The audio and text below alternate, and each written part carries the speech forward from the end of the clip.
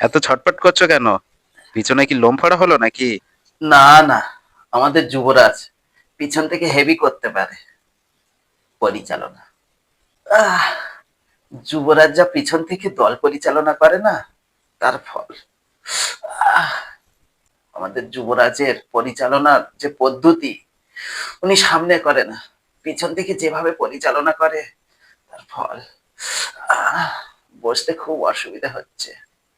ওনার যা প্রতিভা, পিছন থেকে দল পরিচালনা করার যা প্রতিভা, আর কারণ নেই, আর কারণ নেই, ধরার ক্ষমতা নেই ওনার।